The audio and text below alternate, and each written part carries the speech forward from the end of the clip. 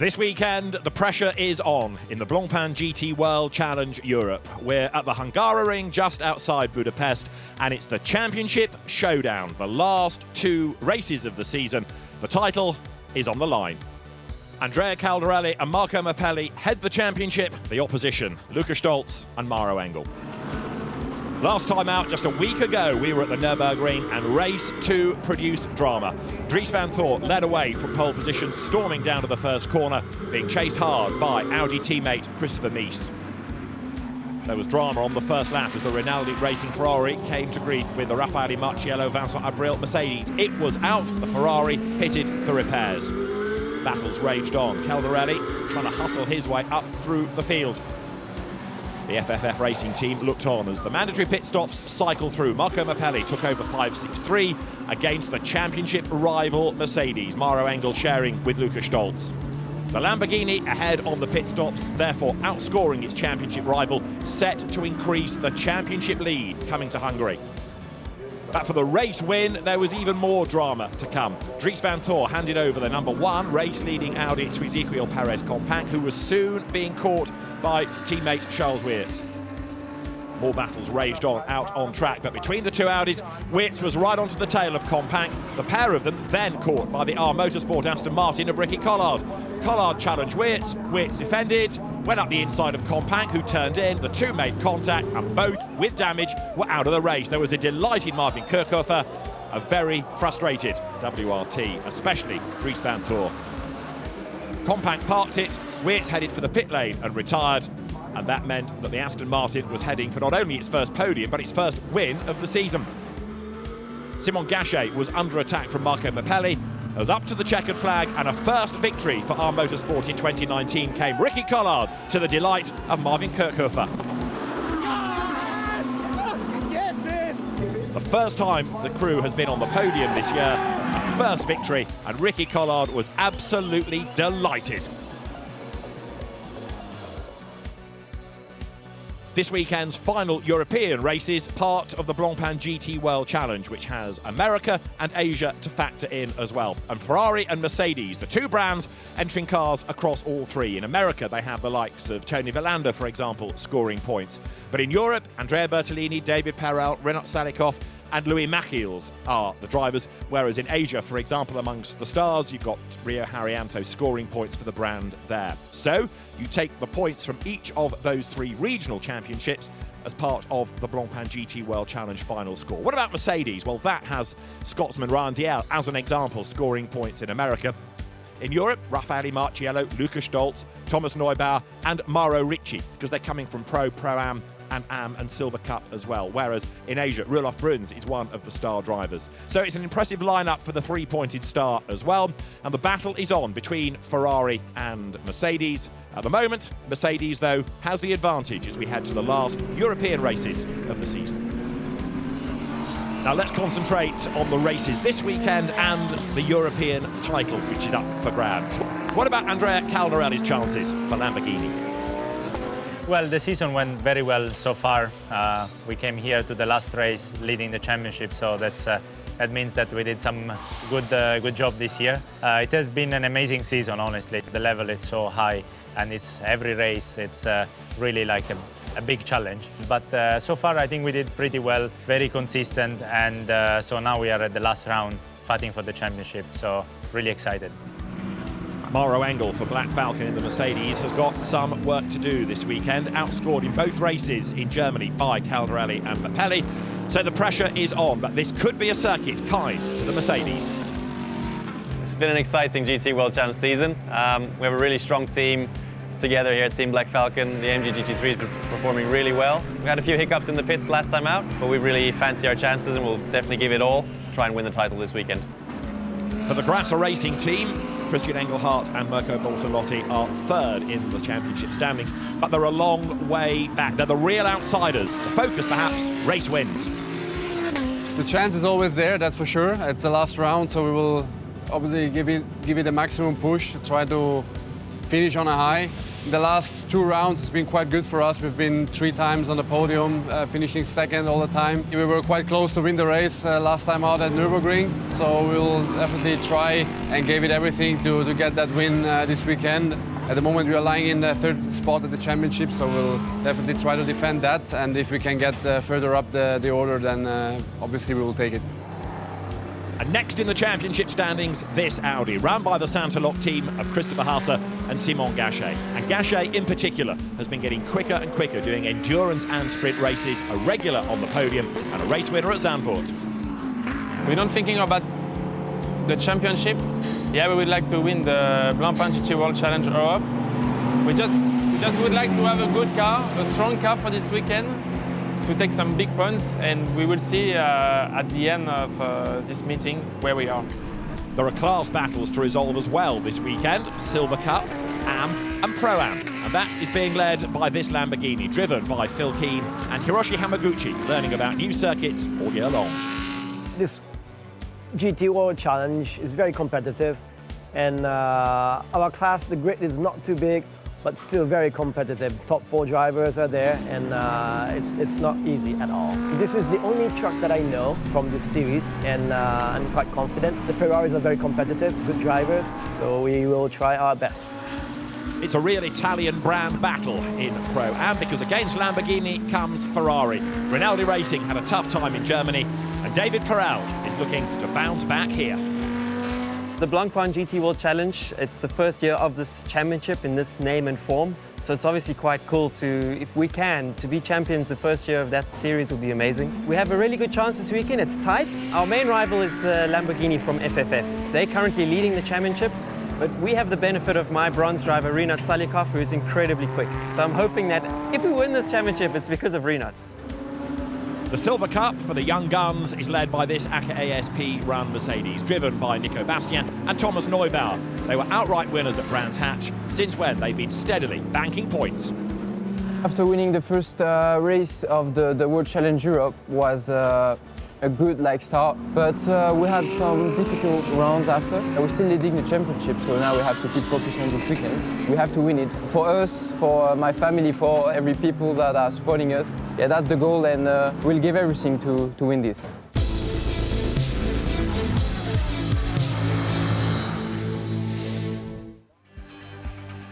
There's good news and bad from the Hungaroring. The bad news is it's wet, there's going to be a safety car start. The good news is I think conditions are improving. The rain has stopped falling with quite the same force that it was about an hour ago for the start of the Formula Renault race. You can see a bit more of the landscape in the background, and so things are less grim. I wouldn't say brighter, but things are starting to improve a little. It's going to be a safety car start, but there is certainly optimism that it won't be too many laps before the cars are unleashed. And as we get ready for the first of the 2 races, absolutely crucial, of course, that for those that didn't qualify so well, they do get some racing laps in. They can make progress, especially those fighting for a championship. And John Watson, this is the lap, and it's a busy lap for the drivers. Indeed it is. There's 14 turns around this 3.9 kilometre, 2.4 mile Hungaroring. 3 sectors, start, finish straight, the longest straight on the racetrack. Second fastest part of the circuit is up into sector 2, up the hill into turn 4. Turn 4, great corner, but of course the usual issues always arise, and that is a track limit of use. And we will see, and we certainly have seen through practice and qualifying, time is being disallowed for drivers being too ambitious.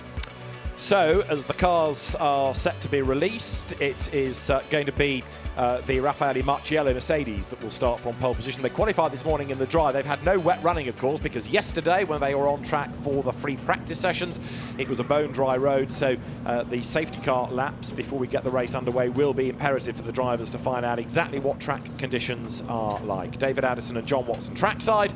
Down on the grid is Nikki Shields, and she will have a chance to hear the thoughts of some of the drivers before we go racing. One of whom is Maro Engel, and he is busy fighting for a championship. His Mercedes in the hands of Lucas Stoltz starts second. Well, Maro Engel, you can see your teammate Lucas Stoltz there in the driving seat. But talk us through, really, this is what it all boils down to, the final race weekend of this championship. How are you feeling? Yeah, it's been an exciting season so far. Feeling good. Was a good qualifying. Not perfect. Obviously, we'd love to have been on pole, but we're near the front in both races. So good starting positions, and yeah, let's see what we can do in the races. In terms of track conditions, what are we expecting for the afternoon? Can you look into your crystal ball and tell us, are we expecting more rain? Well, I think we're going to go for the wets. You're going for the wets? Yeah, I think we're going to go for the wets. I'm going to tell you a secret. Yeah, look, no one's done any running in the wet this weekend, so it's a bit of a guessing game. The race last year, I think it was race 2, was wet. Luca did it, so that helps. Obviously, Raffaele did it, and many others of the grid did it. We looked to be competitive back then, but that's a year ago, so it's anyone's guess at the moment. Certainly Luca is strong in the wet, and I don't mind driving the wet at all, so yeah, hopefully we can have a strong run. And I mean, in terms of points, I think it's about 7 points between you guys now. Realistically, can you take the title home? That's the aim. That's why we're here. I mean, travel to Hungary to try and do just that. But yeah, obviously, I think the way things are, don't think there'll be a decision today. Certainly don't hope so, because that wouldn't be in our favour. So I think it'll be decided tomorrow. But we need to try and make sure we're in a good position for tomorrow. Excellent. Thanks very much, Mauro. Mauro Engel lining up on his car on the outside of the front row. He'll do the second stint. That is an indication of what the track is like. John, it's getting a lot better. It has improved a great deal. The reason it's improved is because not only has the rain stopped, but the standing water is continuing to drain away as we look at the pole sitter, in fact. But the key for the number 4 Black Falcon Mercedes is the fact they're on the front row of the grid alongside a sister Mercedes. Now, whether there'll be any cooperation between the brands, independent teams, but between the brands is difficult to tell. But they are on the front row of the grid. Their principal challenger, the team that has taken over the lead of this championship, is back on the 4th row of the grid. And in these difficult conditions, remember, it's going to be a safety car start, so it will be a line astern start. So in effect, the 563 Lamborghini Marco Mappelli Andrea Caldarelli is going to be 8th in line. That's a long way from being second to where the Mercedes number 4 is. And also, you're not going to get the opportunity to jump people on a rolling start, are you? Because it's going to be a single file start when the race is released. There is the Nürburgring winning Aston Martin. Ricky Collard will start. Marvin Kirchhofer will do the second stint in this car. Ricky still buzzing about that win from last week, and he drove really well. When Ricky got out of the car, you could see the panel there with the screws on it. He jumped up on the roof, and Ricky is as wet, as heavy as a wet chamois and a whatever. And he jumped on the roof, and the roof panted up and down. It must be about 10-gauge metal. He was a very happy man indeed, understandably. Now, we've heard from Mauro Engel. Let's hear from the other crew fighting to win the championship. Andrea Caldarelli. Now, Andrea Caldarelli, I think there's a whiteboard in your garage that says fights till the very end. Well, it is now the very end. And how much of a fight do you have on your hands? A lot, all in the pocket. A lot of fight spirit. We start in P8. It's not the best position. Our competitors, they are all in the front, so it's going to be really a tough race. But we have the spirit. We are Italian as well, so we don't miss any fighting spirit. And do you think, given these conditions, are there going to be a few more overtaking opportunities, perhaps? Yeah, I love this condition. It's always good fun out there with these cars. Especially in this track, it's a lot of standing water, so it's going to be very, very fun to watch the beginning, and hope at the end of the stint I will have some more fun. Now, obviously, the only reason I'm here is I'm standing in for someone, the lovely Dakota. Do you want to say a quick word? Hi, Dakota. Take care, please. Yes, get better soon. All right, well, good luck for the race. Thanks very much. So Andrea Caldarelli, who will do the second stint. Now, the amount of work he has to do rather depends on the pace of Marco Mappelli, who will do the first stint and starts 8th on the grid. So, again, his efforts are going to be certainly affected by the amount of racing time he gets in before the pit window after the safety car has peeled in. Well, that's true. We don't know how many laps the safety car will stay out. I suspect it'll probably come in at the end of the 3rd lap. I mean, the track conditions, we can see they are improving, but still there's a lot of water. I mean, the track has been saturated. Well, the standing water has gone. The racetrack is still very, very wet. So then you'll have a secondary problem with visibility and spray. And you've got 7 cars ahead of you before you get to your principal challenger.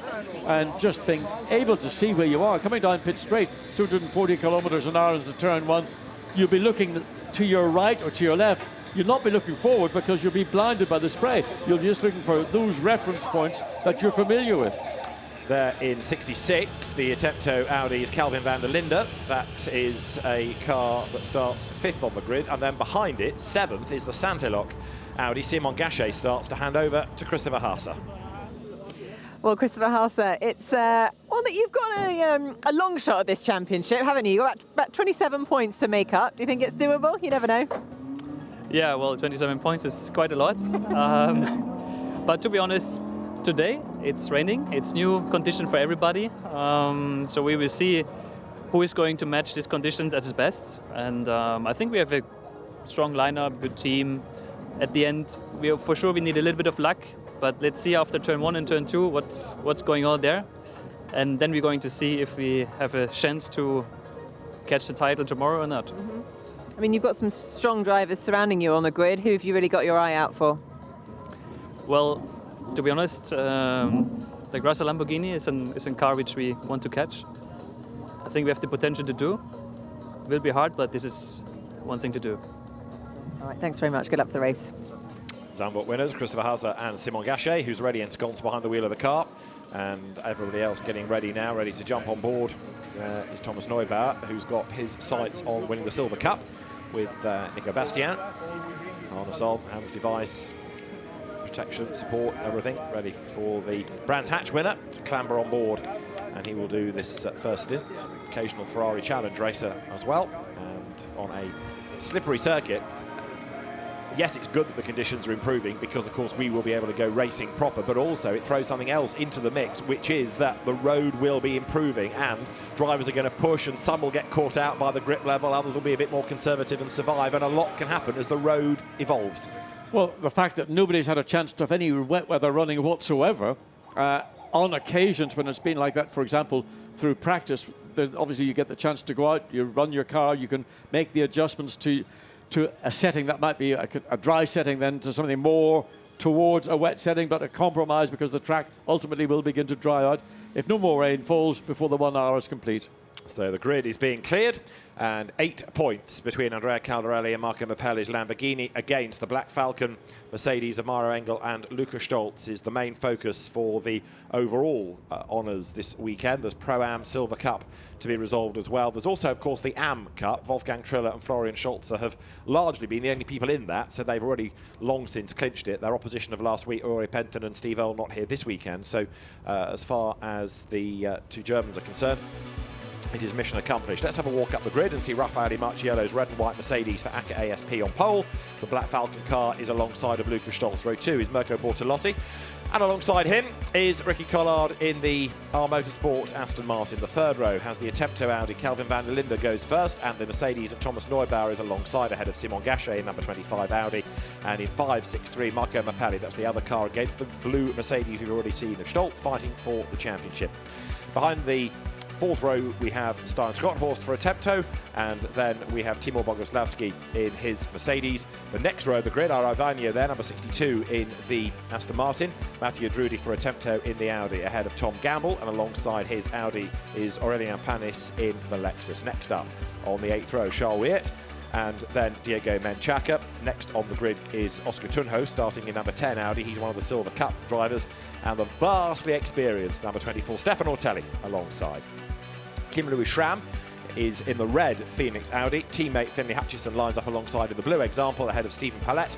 Coming into GT3 from GT4 this year is Ezequiel Perez Companc, a long way back, only 22nd on the grid, starting number 1, ahead of Rinat Salikov, who is on row 12 with Hiroshi Hamaguchi's Pro-Am Lamborghini for company, Pro-Am Ferrari 2. Gianluca Roda puts the lights on for the Dynamic Motorsport Porsche alongside Louis Machiel's Ferrari in the back row, Florian Scholzer and Jean-Luc Bobeli, because we have 28 cars set to be released here at the Hungaroring. John made a point a little earlier about whether there's any cooperation between those 2 Mercedes teams. I posed that question at lunchtime to Vincent Abril, who just laughed. He said it's a good fight we have between the Mercedes teams. No, we've had no request to cooperate with Black Falcon, so it's certainly today, every man for himself. Yes, it is, and in fairness, that's what it should be, but when you've got a manufacturer, albeit through private teams, then sometimes they do work together. So there is the safety car ready to lead them away. The race starts, of course. The clock starts ticking as soon as that car leaves the line, and as it starts to accelerate, So the clock ticks. The race is on then as the race begins and the field accelerates off down towards the first corner. The previous Formula Renault race was in much worse conditions and only had 3 recorded laps behind the safety car to declare a result, and people were falling off the road, even driving round to the grid. It is a huge amount better, believe me. The rain has stopped, the cloud is lifting, and it won't be that long, given that we've got 28 cars with big fat tyres to squeegee the water away before we can go racing. I think you're seeing the best of the track conditions here at the highest part of the racetrack. Yeah, as true. you drop down, you can see coming out of turn 1 down into turn 2, there are segments of the racetrack where there is more moisture, maybe call it even water, and those are going to be on the edges, particularly coming out of turns 7 and 8. There are puddles that are on that part of the racetrack, and if you catch that, particularly with a rear wheel, while the car is at an attitude and angle, that could be enough just to throw the car out of control. So it will be certainly a voyage of discovery for everybody in this now, the first lap of the race, albeit behind the safety car. Now the drivers will be radioing back to the teams. The teams will be reporting on the team's message service to Alain Aron, who is the race director. The safety car crew will be relaying information as well. Puddle here, slippery there, and all of that will help form the decision as to when the cars are released. But I'd anticipate certainly 3 laps, wouldn't you, behind the safety car? I would have thought 3 laps. It makes sense. First lap, second lap would be effectively a flying lap. But just even there looking, the Lamborghini coming through, Mirko Bortolotti just picked up the throttle in the middle of turns 6 and 7, and all of a sudden the car just snaps into oversteer. So that was staying on the racetrack. Forget about running the curbs, because those painted curbs are always in wet conditions more slippery than they would be on the black tarmac. Now there on screen, confirmation of how we stand in the championship. Pirelli Caldarelli 8 points up on Stolz and Engel. Then you've got Bortolotti and Engelhardt. Now they are real outsiders, as are Haase and Gachet. So you've got really one battle on for the title and another battle on for third. Each, of course, contains a Lamborghini. You've got the FFF Racing Team Pirelli Caldarelli entry versus the Black Falcon Mercedes of Stolz and Engel. Then the Grasser Lamborghini Bortolotti Engelhardt's car versus the Santilok Audi of Haase and Gachet for third in the championship. Qualifying for both races this morning, a point for pole, and it didn't go in the direction of any of those teams for either race. So it's purely the race points that we're now looking at, and bear in mind that it is 16.5 points that you get for a race win. 12, 9.5, 7.5, 6, 4.5, 3, 2, 1, and then half a point for 10th place. That's the way they score. So the driver is running behind the safety car, moving around, trying to get some tire temperature in these conditions at this speed. And look, now there's the fundamental problem. Yeah. Imagine they're running at roughly half race speed. Everybody in the midst of the pack is almost into a complete rain out. Barely will they be able to see the car ahead of them. The camera lens is able to pick things out that the human eye really would struggle to. So 1 lap in the book. Still, some of the cars are coming over the line because the AMs, the Pro-Am cars, understandably just lagging back a little bit to try and get some visibility. 89 going through. Thomas Neubauer, who is the leader with Nico Bastien of the Silver Cup. Milan Doncia and Matteo Drudi running behind them, and they in turn are only, 4 points up on Hugo de Sadalier and Arovagno. So Silver Cup again, well worth keeping an eye to over the course of this race, just to see, it's not going to be decided today, but how it's going to form going into tomorrow's race. The Doncia and Drudi Audi coming from 12th on the grid, and Bastien and Neubauer 6th. So they have the upper hand, the Silver Cup Championship leaders ahead on the grid. Out of the chicane, and we know from last year in the wet, Mercedes victorious. If you remember, Raffaele Marchello, Michael Meadows victorious 12 months ago in not dissimilar conditions. Is that going to perhaps give some optimism for not just Acker on pole, but Black Falcon alongside, knowing that this could be a Mercedes-friendly track, Mercedes-friendly conditions as well. And look, the sideways there, going through the chicane. Yeah, I mean, we saw that on the first lap through. Mirko Bortolotti put the power down and the back end snapped away. So again, low temperatures, low pressures, very, very, very wet racetrack. And it was always going to be around the back of the circuit where you're going to find the difficulty for drivers to get basic bite. And that chicane catches people out on the entry. There'll be drivers going behind the curbing. There'll be drivers over the curbing. Some might stay on the racetrack. They're looking for grip. Wherever they can find it, they're going to use it. Pro-Am currently in the championship. Phil Keane, Hiroshi Hamaguchi ahead from Renat Salikov and David Perel. 102.5 plays 95. Some way back, Andrea Bertolini, Louis Macchiel's third ahead of Jim Clark, and he is ahead in turn off his co-driver for this weekend, Mauro Ricci. So the Lamborghini versus Ferrari fight. There is Renat Salikov in 333 against 519, started in this race by Hiroshi Hamaguchi. That's also going to be another fascinating fight. And the good news is that all of these contests can't really be resolved today. They're going to go down to the wire tomorrow. Renat Salikov, very, very rapid Russian driver. He's not been racing for that long, but he's on a lot of miles in Blancpain endurance and sprint races. And John, that looked horrible. No, there is no doubt that is frightening. Because it's okay for the front row of the grid, they're going to be more or less in clear air, clear vision. But for those towards the middle and back, it's scary. Safety car in this lap, Safety car will be in this lap, and the green flag will only be shown, incidentally, at the start line. Same for a safety car restart. If we ever get to that point, there will only be one green flag on the lap. It will be at the timing line rather than around the circuit to reduce the risk of some marshals' posts showing a yellow, some a green, any confusion amongst the drivers. There is one place you look for the green flag. It is on the timing line, and the cars are going to be released shortly then as they accelerate their way then now up towards the run through the chicane. And you heard the voice of Alain Adam a moment ago saying safety car in this lap. We're set to go racing at the end of lap 3. Exciting moments for everybody, but particularly at the front of the field. Looking to see whether the 88 Mercedes will use that advantage of being the first car to take the green flag. There's no reason why it can't get into turn 1 first. Maro Engel will maybe be happy to follow on the foot tracks, knowing that the principal challenger is back on the 8th, Lucas Stolzenberg behind the wheel. So it will be Marco Mappelli wondering, what have I got to do to get from 8th in this line of cars to the tail, at least, at worst, of the number 4, the blue Mercedes. We're going to have probably 52 minutes of racing when they are released. These drivers potentially just want to get through the stint. The heroics can come later, can't they, when the road is dry, when there's a bit more grip. Trying to be a hero early on and risking damage or going off the road, that won't win you any friends, never mind any points. Just survive to the pit stop, let your co-driver be the hero. Look, they all know it, they've all discussed it, they've all had their briefings. But as soon as the flag goes green or the green flag falls, then all that tends to... But there will be the visibility into turn 1 that's going to be, I'm sure, the cautious moment for everybody other than for Raffaele Marchello. Green lights on, we are racing. Away they blast, and it is Raffaele Marchello then that leads them away.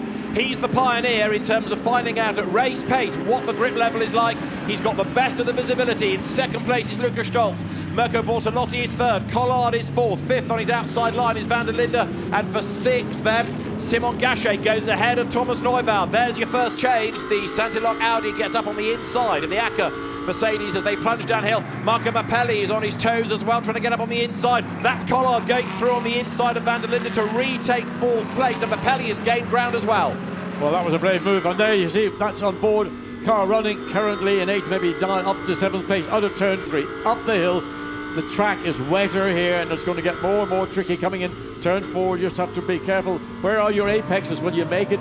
But certainly looking around you as the 25 runs marginally wide again on the exit of turn 4. Ricky Collard going wide, looking for traction. Interesting that Mappelli didn't have the wipers on, just letting the air pressure blow the water off the screen. Collard then hanging on a fourth, but they're way up. Over the curve goes Marchello. Second, Stolz. Third, Bortolotti. Collard cuts it completely. So behind him does Van der Linde.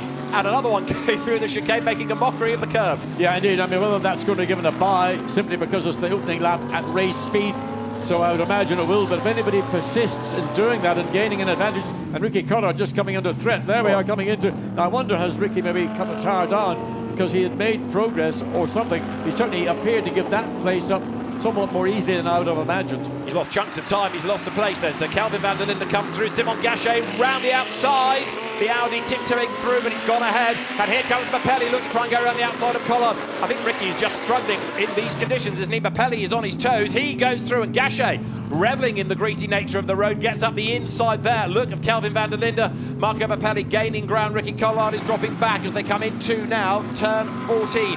Race leaders heading up towards the timing line. Raffaele Marchello leads them through at the end of lap 4, the first pucker racing lap. Not a yellow flag in sight, which is great news. Second over the timing line is Stoltz. Bortolotti third, and then in the gloom, the next pair of headlights belongs to, in fourth place, Van der Linde. Fifth is Gachet. Sixth now, it's Mapelli. Collard is seventh, Neubauer eighth, Drudy ninth, Scott Horst is 10th. A lot of drivers going to the right of the main straight coming down. That would be the wetter side.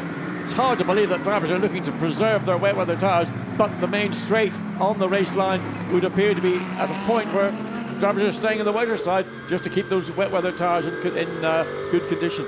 Now, what can Stoltz do about Raffaele Marchello? He was a fraction faster last time through, and the sector times now will start to tell us, is he closing? It looks to the eye as though he is. Luca Stoltz fighting for a championship. And the curve there. Mirko Bortolotti in the Lamborghini dirt track the Lambo through turn 4, got it sliding, and he is keeping in contact with the lead two as this battle, Kelvin van der Linden and Simon Gachet, again over the curbs. So everybody got through relatively acceptably. Watched the Lamborghini behind as the car that's really the contender to the championship. Marco Mapelli running in 6th place. Ricky Collard 7th. He's kind of stabilising now as there again Gachet challenges. So Collard has lost places, but I think now he's getting happier, getting a better feel for the car. We did have drama on that first racing lap. Gianluca Roda in the Porsche has fallen back into last place, having had an excursion somewhere. Van der Linde holding up Gachet, who is way out wide, coming through turn 11. He nearly had to pay to get back into the circuit there. Down towards turn 12 they come. The two Audis nose to tail, and while they're squabbling, they're being caught by Mapelli in 6th place. So Mapelli is going to sit back and watch this. Kelvin van der Linde is using unusual lines. Either he's got an ill-handling car, or I suspect what he's doing is looking for the wetter parts of the racetrack, because he knows the wet weather Pirelli tyre wants water. That's how the wet weather tyre works. When you get on that drier racing line, then the car is more difficult to handle. You're on board there with Mapelli coming out of that last turn over the timing line. The leaders go through. The leading gap is 8/10 of a second. Marchello has done the fastest lap of the race, and a little bit of debris flies there as they come past the pits. It's still Van der Linde ahead of Gachet. Marco Mapelli in 6th place as he looks for the traction, looks for a line heading into that first corner. So the road, in theory, getting drier, tyres getting hotter, fuel load coming down, lap times improving, and now Bortolotti sticks his nose up the inside of Stoltz. Not what the German driver needs. No, not at all. Stoltz takes the long way around turn 2. Bortolotti thought, well, if I can get some bite, some grip in the early part of that corner, maybe I can get up alongside, but he would have been on the wrong side going through turn 3. But nevertheless, it shows intent from the Lamborghini. This is the exit of turn 4, and you can see as they get up on the curb how much traction there is or there isn't, and that's Mapelli going way wide compared to the two Audis ahead of him. He's hustling on in pursuit of Gachet, so Marco Mapelli, the championship leader, running 6th in the race at the moment. And with Luca Stoltz running 2nd, if they stayed where they are, that would leave the Lamborghini ahead going into tomorrow's race by just half a point. Well, all three cars, Van der Linde, Gachet, Mapelli, just deciding to drive inside what would be the demarcated line for that chicane. And, well, if all three are doing it, one assumes that that's going to be given. Well, let's assume that they're all racing. But Van der Linde uses some unusual lines. At this point, one lap ago, Gachet got up the inside of Van der Linde, but had to concede it on the exit of the corner. Van der Linde had that little bit of extra exit speed.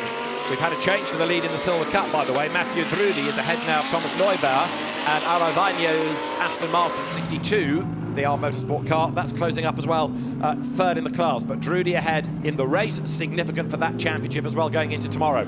The leaders are heading up towards the end of lap 6. What we haven't yet mentioned is there's the pit window, of course, for the driver changes between 25 and 35 minutes. 62 seconds line to line is the pit stop, and the leaders go by with the gap going up 0.9 of a second now. And again, Bortolotti gets up the inside to have a look to try to unsettle Stoltz, but it still looks as though the heroics are going to come later. As there, look, you've got Stefan Ortelli and Kim Louis Schramm running together.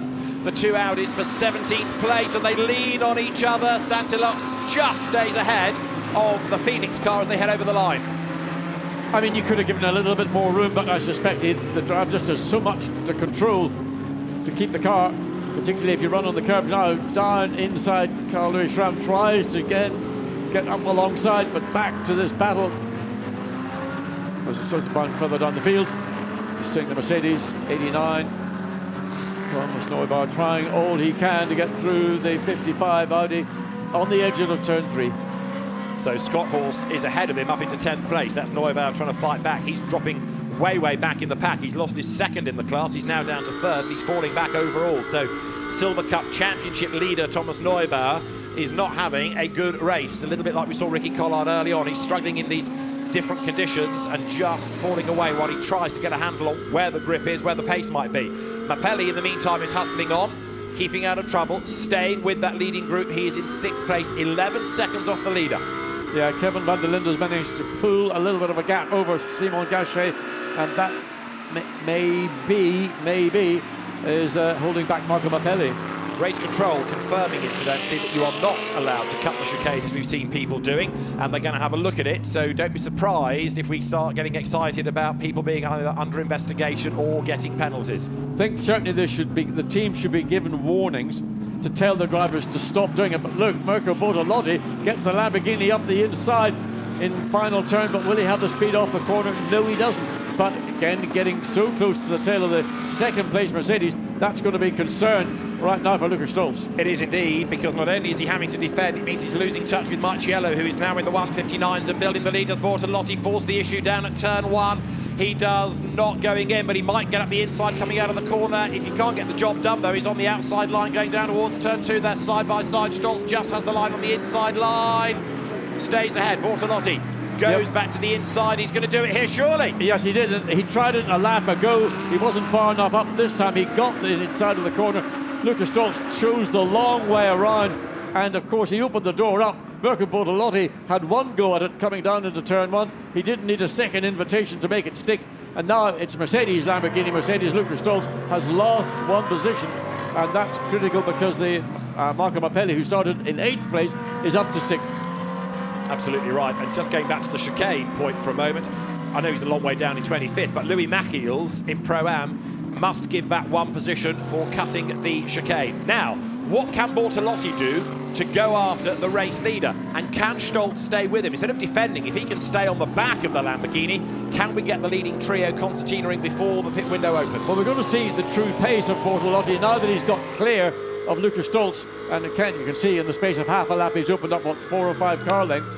So whether that progress is going to continue and carry him up to the back of race leader Marchello with, what, another 7 or so minutes before the pit lane window was open, and I have no idea which any... Oh, whoa! The Lukas Stolz had a real handful there under braking into turn 12. Maybe that's his problem. He has lost traction. Survived the moment, didn't he? But a big slide. So Lukas Stolz saves it, as there you look at the Audi battle. Van der Linde ahead of Gachet. Marco Marchello has dropped back a little bit, but I still think there's an element here of people just driving within themselves, getting set really to take the fight into the second part of the race. Gachet, by the way, absolute best in the middle sector. So his Audi has still got good pace. The leaders go by, and now first to third. So Marchello to Stolz, 3.8 seconds. Yeah, and there's a large gap in the space of less than half a lap between second and third. So Marco Bortolotti, his progress, he's got 2.5 seconds to make up to get just onto the tail of the race leader, Marchello. Conditions on the straight are marginally getting better. Again, everybody's staying on the wetter side to try and keep those wet weather tires as cool now. It was early, it was about getting temperature, more bodywork. I think that was lying on the circuit that was kicked up a few laps earlier. Quick Brit Tom Gamble racing here for the first time, coming under attack from Stein Scotthorst. Tom Gamble going really well here in 10th place. It's been a learning year about GT racing, new circuits apart from the Brands Hatch Grand Prix circuit for him. And Tom Gamble here doing a very good job indeed as he heads downhill once more, keeping a more experienced Audi racer Stein Scotthorst at bay. And bear in mind that Gamble is only doing Blancpain GT World Challenge Europe. He's not doing the Endurance Cup, so his seat time really limited. He's doing a cracking job this weekend. Certainly doing a good job running right now in a strong position. He's just outside the top. Oh, he's in 10th place, I should you not.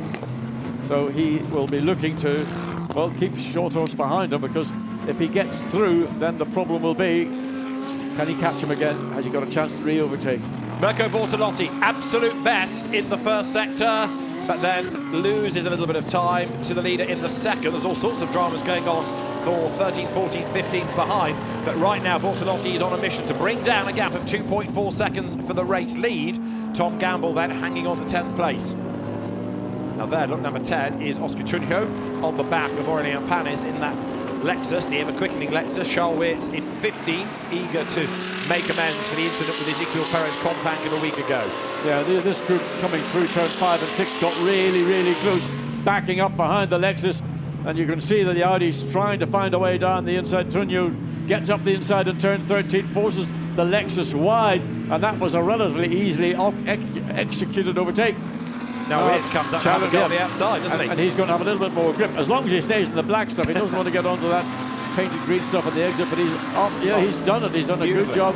Carried the momentum and just carried himself ahead of the Lexus. Beautifully done all the way around the outside. So Oscar Tunio goes up into 13th, Charles Wirtz goes up to 14th, Aurélien Panis, son of ex-Grand Prix racer Olivier Panis, who is here to cheer on his son. He falls back then into 15th spot. Charles Wirtz, who was a winner early on in the year at Misano with Dries Van Thor, has not given up yet. This car to be given over to Christopher Meeks. Now, we are on lap number 10. The lead gap, 2.3 seconds. Bortolotti, quickest man on the road as Wirtz goes through. Yes, he takes that tight line, finds the grip. Antonio runs very, very wide, looking for the extra bite you normally get in the outside in wet conditions, but loses the position. So, preferences or choices. Certainly, Wirtz was the one who made the best of that, but a little bit quick into turn 4. You can see the nose of the car darting around under braking, but gets it through turn 4 cleanly and will continue on his way. And he'll be looking to get up to the tail of the Mercedes of Thomas Neubauer. Now what about Bortolotti? He's still bringing down this gap, half a second saved in the first sector. Wirtz skips across the chicane curbs this time around. Middle sector is where Bortolotti loses out, and that's the sector where we were being told pre-race it was still quite slippery. So time is gained by the Lamborghini and then lost in the middle sector, but he's still hustling on there. Oscar Tunio, who is currently 5th in Silver Cup, Mathieu Drudy being the leader there. Aurélien Panis in that grunt-and-go Lexus, coming under attack now because he is being caught by more of the pack behind him. That car's falling away, isn't it? Yes, it is, and you can see that he's been struggling for bite. Probably more traction than anything else coming off the relatively slow-speed corners that we have here at the Hungaro ring. Only one really quick corner, that's turn 4. So again, he got mugged here a lap ago. Yeah. And still struggling, I think, simply just being able to get the power down as Carl-Louis Schramm thought he was going to take a dive down the inside into turn 14, thought the wiser of it, but no doubt will be thinking about something at the end of the pit straight, down into turn 1. So through has gone Stefan Ortelli, up to attack comes Kim-Louis Schramm. Absolute best middle sector, Charles Wirtz. So Charles Wirtz is getting on with the job. Bortolotti, fastest lap of the race. The leading gap is 2.1 seconds. You're looking at Schramm in the red Phoenix run out. He's getting up alongside the Lexus of Panis as they come down to turn 2. That is the very rapid Charles Wirtz in the very distinctive bright yellow Audi running wide again. Well, he ran very tight to take the position a lap ago. This time he goes the long way around. I would have thought if he found bite and grip on the inside, as we look at Christopher Mies, who will be taking over that car from Charles Wirtz, I thought that's where, and Wirtz has just actually set the fastest sector time in sector 2 on that last lap. So he's hustling on, and Bortolotti still the man with the best lap of the race to his credit. That's the leader, lest we forget, Raffaele Marchello, leading by 2.1 seconds. The gap was down by 0.3 last time. You can see the way that Bortolotti is hustling on, and Stoltz losing touch. Now Mapelli also losing touch in real terms. He's 13.6 seconds back in 6th place. And of course, not only losing touch with the overall leader, but still stuck behind others, including the championship rival Mercedes. Yeah, so in his 6th place, he's sort of buried. He's got half a second behind Matteo Drudy. That's going to keep him on his toes. But the fact is that Simon Gachet in 5th place is 2.2 seconds down the road or whatever. As you go back, Gottfried Grasser, tension on his face, comes across the start-finish line. 2.1 seconds it was a lap ago. The gap is 2.6. In fact, the lead has increased. So Marchello has done a good lap last lap. He had fastest sector time in sector 1 on that last lap. There's Lukas Stoltz in 3rd place. Now he's lapping in the 2 minutes. He's being caught by Van der Linde. He is falling away from the leaders. There is a driving standards flag for Stefan Ortelli. Can you believe it? Nothing would surprise me these days. Noticing now with track conditions, particularly here, track is wet clearly, but it hasn't got the level of water we had earlier in the race. As teams are now preparing fresh, brand new set of wet weather tyres going on, that they're beginning to have the usual problem with a wet weather tyre on a drying track, and that is you start to slide a lot, and stopping the car sliding is not easy. If they're putting new wets on now with 35 minutes to go, they're going to have the same problem, aren't they, at the end of the race? So tyre preservation in the second stint is going to be absolutely critical because they've got further to go. They will have further to go on a track that's going to get more and more dry, exactly, which is going to put more and more pressure on those wet weather tyres. They're going to be in the territory that we're looking at everybody right now who is struggling for balance and grip, and just, you know, the cars, they'll all say the car was horrible, couldn't do anything. How far off slicks are we? Is anybody going to roll the dice? I mean, somebody might want to do it, but in my opinion, it's not viable. But with 15 minutes to go, it might be. But if you pitted at the end of the 10-minute window, the track might come to you. It might do, but it's a big ask, and I think the time you would lose in the early phase would be difficult. As we see 563, black white flag for disrespecting the track limits. That's the car that's leading the championship, and it's been given a black and white warning flag. That's Marchello then. So yeah, you would lose time on those slicks, but if you pitted at the end of the window in 10 minutes time, then the road might be a little bit drier. It might be a way to go. Let's see. We've had an absolute best middle sector from Ricky Collard. As the road dries, so the Aston Martin seems to be picking up its skirts. There, coming into the pit lane, is Marchello to give way to Andrea Caldarelli early. Oh, whoa. Look at that. That's not something you want to be seen doing very often. So Andrea Caldarelli will get in behind the wheel of 563. The warning has been given to this car one lap earlier for disrespecting track limits. He's only one of many, I'm sure. So Andrea will be hoping that when the FFF team get through this driver change, refuel, and on we go. Just a tyre change, not a refuel. They could do one of their mega pit stops and jump the opposition from a quick pit stop, which is probably going to be the only way and easiest way to make progress from now on to the end of the race. So the new Pirelli wets go on. Only 2 mechanics allowed to do the tyre changes. Door closes. Marco Marchello, having strapped in Andrea Caldarelli, scampers away. Car drops down. Mechanics out of the way. Go, go, go. But of course, you've got to make sure you do not leave the pit lane before 62 seconds are up, as Bortolotti has armfuls of opposite lock. That's the problem you get when the wet weather tyre wears away. It's almost the worst scenario you can have on a circuit that has gone from wet to a drying, and you get that kind of scummy period between the track being wet and then going into a dry situation. David, it's a good call if somebody wants to hang out until the very last seconds of the pit lane window being open and roll the dice, put on a set of slicks. You could be the hero of the afternoon.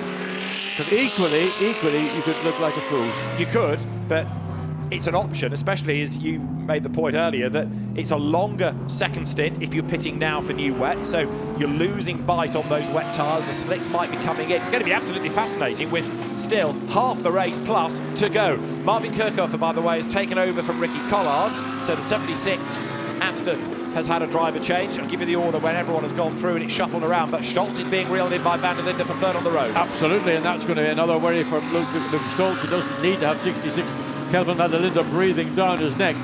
So at what point that pit stop's going to come? We've got another 7 minutes remaining before the pit window closes. If those that went early, and this car here, 563, oh, that's the sister car, the 563 and now Andrea Caldarelli Lamborghini, onto a new set of wet weather tyres, it is going to have a question mark in the last 10 minutes because the racetrack will be a line, you'll be seeing that light grey drying line beginning to appear. So right now, Raffaele Marchello, the race leader, has still got good pace. He's still hustling on. His advantage to Bortolotti is up to 3.7 seconds, so that really has stretched. Yeah, Bortolotti's got nothing left. There is no real grip. We saw him coming through the chicane. We see it round the back of the circuit. When he turns the wheel, the whole car is sliding. Yeah. I mean, it's just as if he's gone onto a set of slick tyres rather than running on what was remaining of his wet weather tyre. So Bortolotti has done the best lap of the race, but that was a little while ago when the tyres still had the grip, the bite. You've got the leader coming up against the Porsche, which is last at the moment, of Gianluca Roda after his dramas on the first proper racing lap. The pit lane is still busy as others cycle through, but it's those that stop late in the window we need to be looking for their tyre choice. And can Marchello drag it out to the very end and maybe put Vincent Abril on slicks going into the second stint? It's going to be fascinating, this. Well, it's going to be a decision, as I said a minute ago, that will either make you a hero or possibly a zero, because the driver of the field that goes the first out of the field on slick tyres is going to be a pioneer, make no mistake, and the entire pit lane will be watching as we see the Porsche make its way into the pit lane, because everybody in the pit lane will then know if their gamble to stay on wet has been the wrong one, as third place Lucas Stoltz comes in, so he will hand over to Maro Engel, and there's still another 5 minutes remaining of the pit lane window. So I think this could be the pivotal pit stop. Will it be Lucas Stoltz and Maro Engel that are the first to roll the dice, to take that gamble and go onto a set of dry weather slick tyres? Or does Black Falcon just cover what the opposition did? No heroics in this race. Let's see. Gachet Hauser's Audi in the background as well. Look, so Christopher Hauser sprints across now. Let's see what rubber goes on. The car goes up. Tyre change underway. Wets. Wets goes on number 4. Marchello has stayed out, of course, the race leader. And there is 563, Andrea Caldarelli now, hustling his way up the order. Yeah, and he's on wet weather tyres as well. You could see the difficulty he had coming into turn 1. Just that's the interaction between wet weather tyres and the track conditions as they are now. I have a horrible feeling the Lexus is short on its pit stop by a 1/10 of a second, so don't be surprised if the Lexus number 23 ends up being investigated. Out of the pit lane there goes the Santalok Audi, the Gianluca Roda, now Sven Müller Porsche, and also through Florian Scholz's Ferrari. He's yet to stop. Did somebody break the white line coming out of the pit lane? I think one of those cars did. I was looking further back at the 563, Andrea Caldarelli, and I think somebody did the unspeakable and go over the demarcation white line. So Andrea Caldarelli looking for a gap down the inside. He's been on these wet weather tyres relatively. This is probably his 3rd lap he's going on those wet weather tyres. And will he be saying under his helmet, "We should have put a set of slicks on"? I know it's easy to say. There you can see coming up into turn 4, on the line and through turn 4, the track. The thing that would hold me back from doing it is the ambient temperature. If the ambient temperature was maybe 5 or 6 Celsius warmer, you could think there's a chance it might work. It's just a question as to how quick the track will dry in the ambient conditions we've currently got. Tom Gamble, 8th, has a 10-second time penalty to be taken at his pit stop for causing a collision. Now, we've not seen it, but the British driver is being given a penalty. Interesting. So Tom Gamble has got involved with somebody somewhere and is about to pay the price for that. There is Christopher Hauser, who is now ahead of Sven Müller, still last in the much delayed Porsche from early on, but it's good to have that car. The last Porsche we saw in a sprint round was here 2017 when Attempto ran a car for Klaus Bacher and Kevin S. 563, Andrea Caldarelli hustling on. Yeah, and you can see that he's having to adjust all the time. Coming into turn 12 and into 13, he gets the car in and the back snaps, and he has to correct and keep out of the throttle. So it's a real handful for pretty much everybody. As we now look at Maro Engel, comes across start-finish line and stays again as far over to the right as he feels is necessary. But what, 27 minutes to go on a set of wet tyres on a drying track. Somebody's going to work it out that, well, there is the challenger to Maro Engel. And just watch and see what Andrea Caldarelli. Normally he has a habit of coming into a corner, taking a very early entry into the corner. As we go back to 88, Vincent Lebril. No, still Raffaele Marchello, sorry. Indeed, and he's going to the end of the window. So are they thinking, okay, we'll go on to wets, just bring it home, Vincent, or are they thinking, let's put it on to slicks? I mean, if they stay on wets, you could argue they've nothing to lose because they're in the lead anyway. They don't need to be rolling dice. Is there anybody lower down that's yet to stop? What about Bortolotti and Engelhardt? That car comes in. Coming in, so that'll be a choice of the two teams, whether they will either will risk. I mean, for me, the one that might risk it would be the 63 Lamborghini. Yeah. But putting Christian Engelhardt out on a track that he's not, in these conditions, he's not driven on all weekend on a set of brand new slicks is an enormous responsibility. And bear in mind that this team currently 3rd in that particular battle in the championship. They want to do the best they can. Right, so there are the tyres going on to 63. Well, wheel nut on the 88 Mercedes fell out of the gun, and one of the engineers puts his hand down, picks it up. We didn't see that. Did anybody else see it? So they're rolling. So the 63 is going to come off the jacks, so it's rolling. Christian Engelhardt, be careful with the release. Not a problem. So that goes out. Better placed than it was when it came in. Considerably better placed, because that was the lead car when it came in. and it's a lot closer to the lead car than it was when they were, whatever it was, half a lap, half a corner, whatever ago. Yeah, it was 5 seconds, wasn't it, when they came in. There is Maro Engel going for the wet part of the road. 66, is that just 66 just coming out as well? Yeah.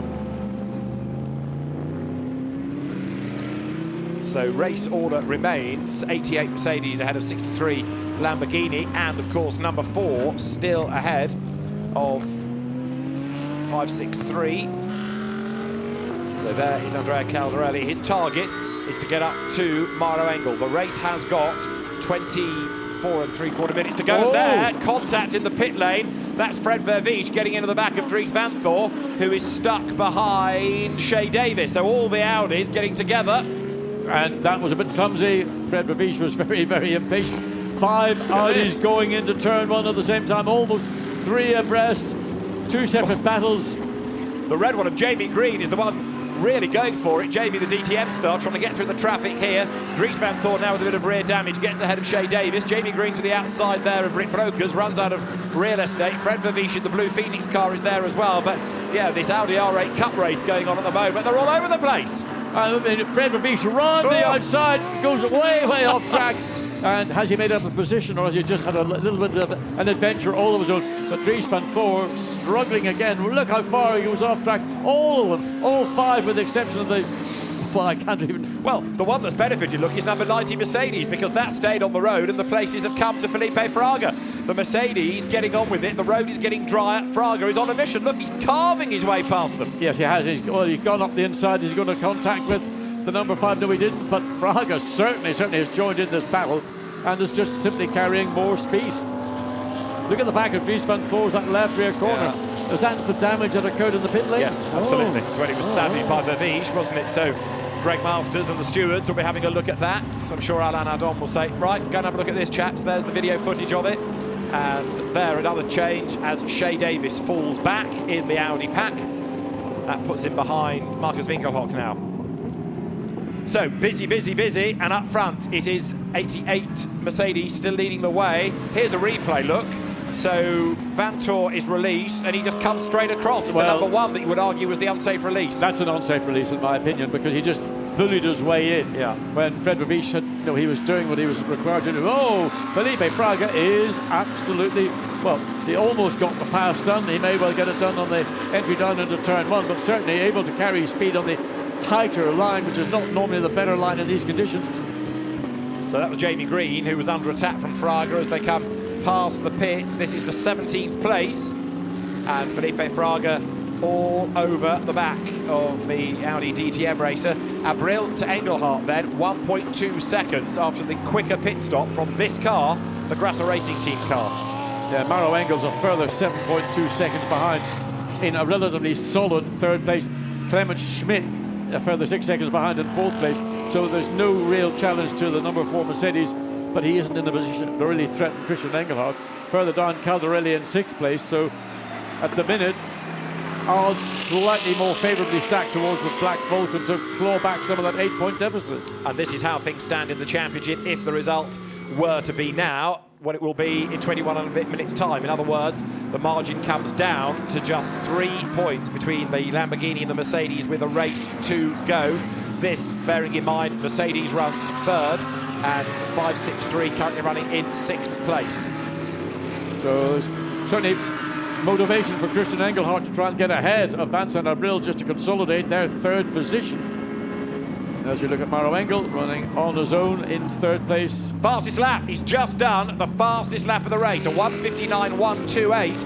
That is 2 seconds quicker than the leading Mercedes.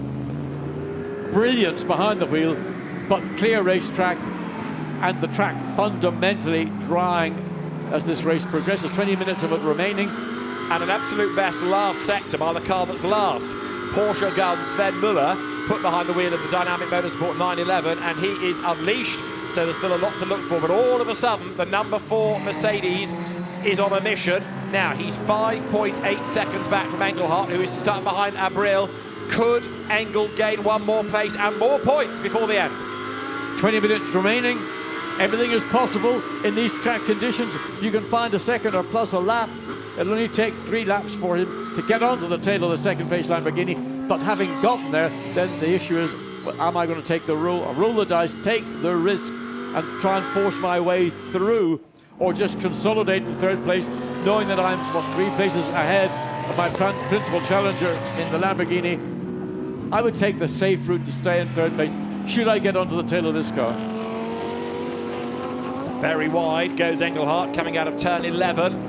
Heads down the hill. You can see in the background Mauro Engel, who was quicker by over half a second in the 1st sector, quicker by 9/10 to the leader and 4/10 to Engelhardt in the 2nd. So he is absolutely charging, Mauro Engel, and Mirko Bortolotti knows that his car is close to the leader, but he also knows this threat from behind is getting ever more serious. Mauro Engel is hustling on.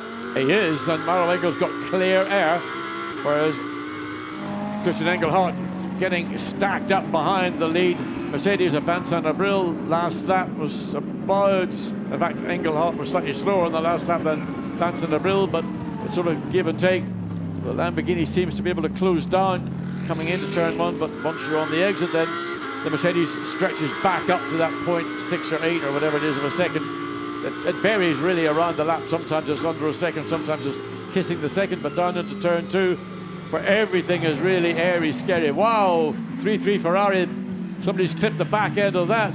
So that's a disappointment. And that's David Pirelli running currently 3rd in class. And I wonder whether he'll have to make a pit stop, whether the damage is beyond just the bodywork, or whether that will be deemed to be something that needs to be rectified in the pit lane. A lot of that carbon fiber is just hanging on by a thread. There's the lead battle, and the gap is going up now, 9/10 of a second. This pace out of the ACA Mercedes, Marchello and Abril's car, is what we were expecting all season. They've had incidents, they've had unreliability, they've had some bad luck on occasions in qualifying that's put them in the body of the field. Remember Silverstone, the qualifying problems, and then the accident on the 1st lap as an example in the Endurance Cup. But here, everything seems to be coming together. The pit stops of Gamble, Davis, and significantly, of course, Vanthoor and Compact under investigation as well. We know about number 1 because of its bully boy tactics in its release. Yeah, I mean, Dries Vanthoor was obviously disappointed from last weekend, maybe a little bit too keen to get into that group of cars. You cannot do that. That was the release, whether it was deemed to be safe or unsafe. It was the manner in which Dries Vanthoor tried to force his way between 2 cars in a space where there wasn't room for his Audi. Christian Engelhardt here, still charging along. So these 2 cars both doing laps in the 2 minutes last time and the lap before. And there is number 4 then, Mauro Engel, as he comes up towards the timing line. He's still closing, makes his move up against the pit wall where the road is a little bit wetter. He's looking after the tyres still, and 1st to 3rd is down to 5.3 seconds with 17 minutes to go. And again, Engel is the only man in that leading 5 to be below 2 minutes in a lap time.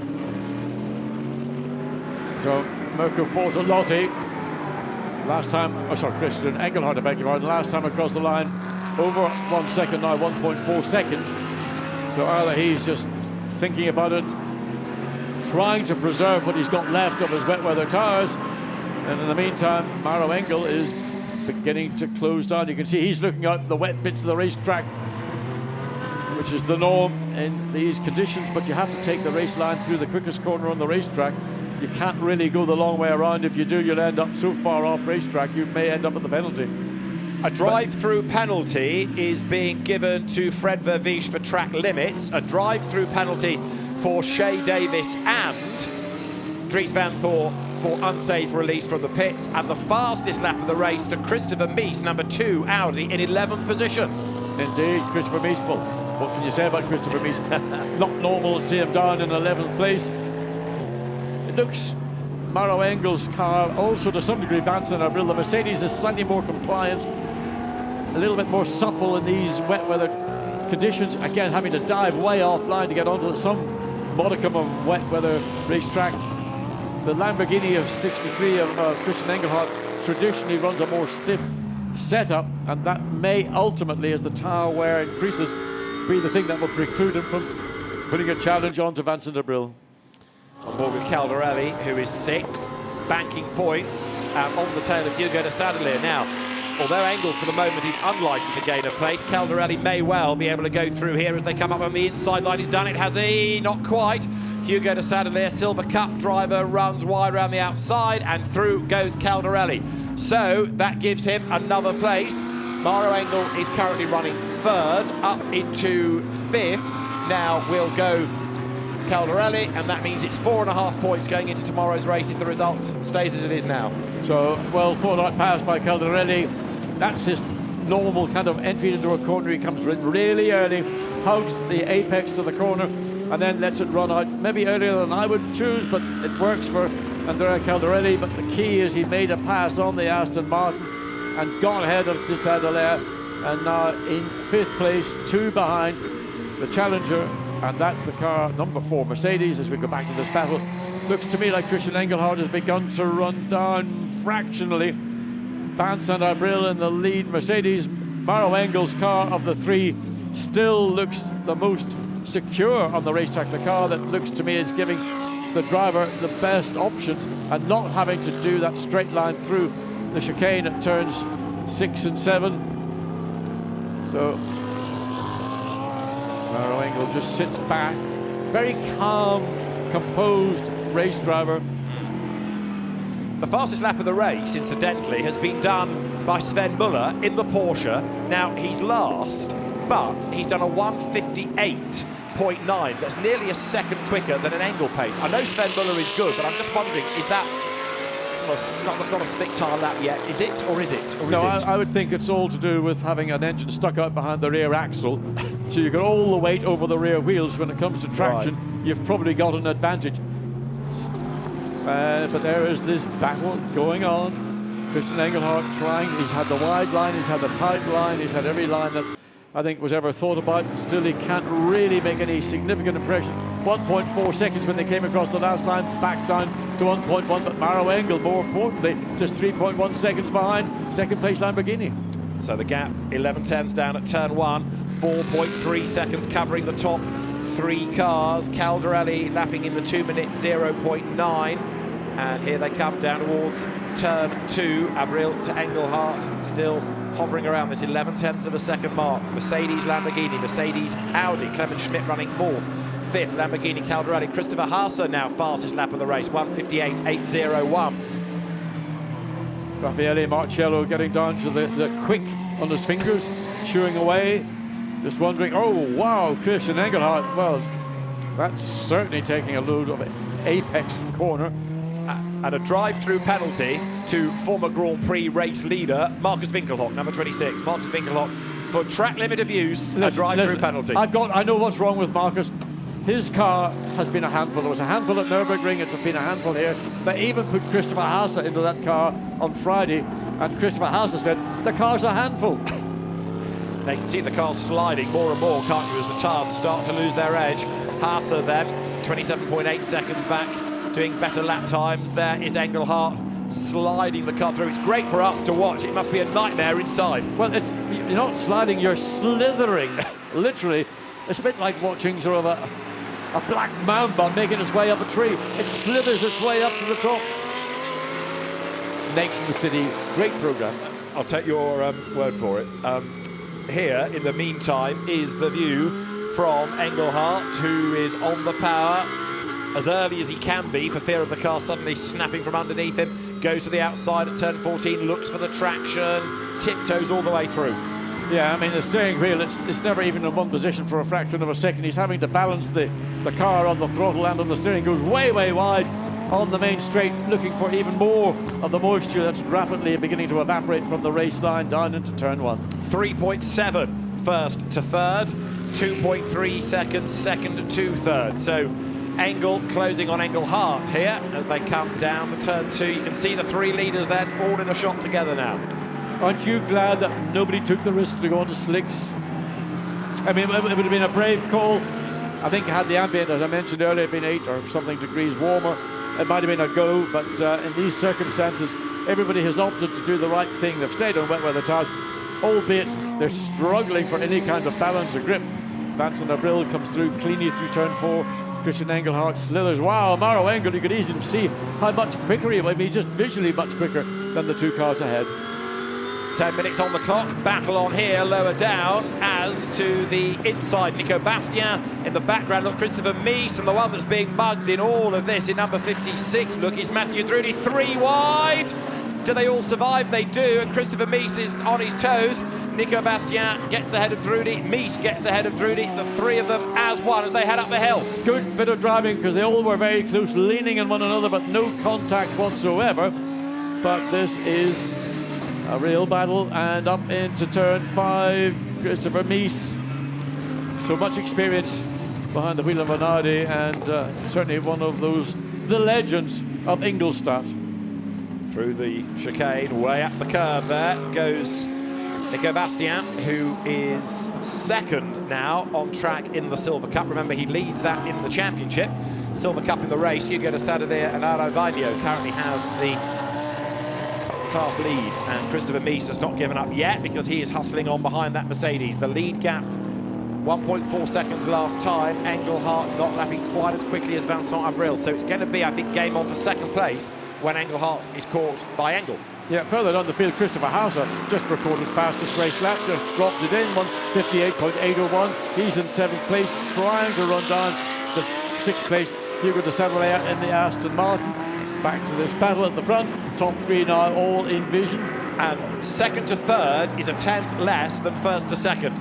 So this is the man to watch. Engel, no question, he's closing on the second place Lamborghini, and he needs another place because of the points that would give him. Look at that, he's been taking just over 1/10 of a second on lap 22, 8/10 lap 23, 8/10 lap 24. He's carving lumps out of the gap between second and third. Yeah. Vincent Abril slides through cleanly. Well, Maro Engel uses a bit more of the racetrack, but that is within acceptable limits. And literally by the corner is the number 4 Mercedes closing onto the tail of the 63 Lamborghini.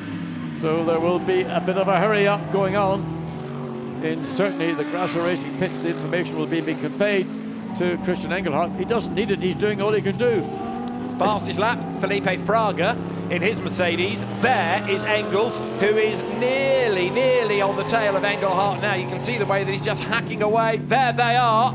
And the more stable looking Mercedes is going to be up, possibly on the start of the next lap, down to turn 1, looking for the position. Yes, it's basically all the way through the race. Number 4 Mercedes in the hands of Maro Engel has looked the best balanced car of the entire field. The number 88 Mercedes has been good. We've seen Christian Engelhardt slide around a little bit more, but now with the threat of the number 4 on his exhaust pipes, may see a bit more sliding around from Christian Engelhardt. I think you're right. Here comes the second, third battle then. 7.5 minutes to go. Now, of course, not only does Engel want points, but the higher up the order you get, the more you've got anyway. So the gaps increase between them. Over the line. Second to third is, what, half a second, that's all. So right now, Maro Engel is virtually on the back of the Lamborghini into turn 1. Watch what Engel does into turn 2. That may be the opportunity. We've seen drivers opt for the long way around. Others have dived down the inside, managed to get control of the corner. Engel too far behind on this lap, as we're on lap 26. But again, it's all about just positioning your car to ensure out of turn 3 here that you get the maximum drive off that corner, up the hill, into turn 4. You're not going to make a pass into turn 4, but it's all about doing your preparation, but also keeping Christian Engelhardt on his toes. Another new fastest lap, Christopher Hauser. So 6th he is, and that means that Hauser is closing a little onto the back of Caldarelli. Engel wide, looking for the grid, gets a really good run here out of turn 5. Is there going to be a move into the chicane? He thinks, he tries to unsettle Engelhardt. It is when, not if, this change is going to come, surely. Yes, it is. I think it's going to be not around this part of the racetrack. It's very hard to find a way through turns 8, 9 and 10. When you get into turn 11, then it opens up and frees up turn 12. That's the quicker of the right-hand corners that leads down turn 11 down to turn 12. So look at the way the Mercedes came through turn 10 there. This is turn 11. Watch how far both running wide off track. Now the possibility of going into turn 12. No. Christian Engelhardt does a good job in consolidating. Next option will be into turn 13, but the Mercedes is just that little bit too far behind to make it stick. So think forward, Maro. I can't do it now. Get myself positioned so that when I come out of turn 14, I could get that ride, that rush off the corner to maybe think about going down the inside into turn one. So the move starts here for second place. The Lamborghini Christian Engelhardt, the blue Mercedes of Mauro Engel fires out of the last corner. We are nearly into the last 5 minutes. Mirko Bortolotti looks on, his car is under attack, and here is the fight coming down towards the first corner. Is Engel close enough to make the move into turn one? Tries to go to the outside coming into the corner, but he can't get the undercut. What about down at turn two? He loses a little bit of ground coming through turn one, down the hill. He's certainly quicker. Where and when does he make this move though? Right now, Christian Engelhardt's not really offering up any opportunities. He's using his car to maximum effect, to, in effect, stall out all the good work that Mauro Engel has done over the last 20 or so minutes to get to this position. And lap after lap, Christopher Haase is just getting quicker and quicker. A low 58 now, 58.090. That's the leader. That is Vincent Abril, looking to score a second victory of the season. His first Mercedes season, of course, moving from Bentley as again Engel tries the outside line. He goes where the grip is. He's quick coming off the corner. Is he going to get up the inside? No, because Engelhardt covers him off. And Engelhardt getting ever more defensive. Engel crawling all over the back of him. Can he get up the inside? There's a brush between them. Damage to the Lamborghini. Engel up the curb. Still can't find a way through. Absolutely nose to tail. Up through turn 9 they will come in a moment, and the Mercedes then now trying to find the clear track space that's required. It's got the pace, you can see. Engel is on his toes, flicking the car around. Where does he make the move? Is it going to come at the end of this straight as they drop down to turn 12? He goes for the inside line, but he's not near enough. And he's going to have a go coming through turn 14. Now that little bit of bodywork still dragging off the Lamborghini. How much of an impact is that going to make to the handling, to the aero of the car? I would think probably not a massive amount. And I think the thing is going to affect the balance of the car. The handling is what state is where the tires are in. So that came about, a little bit of contact going through turns 7 and 8. So Mauro Engel now again lines the car up to get that shot off the final turn.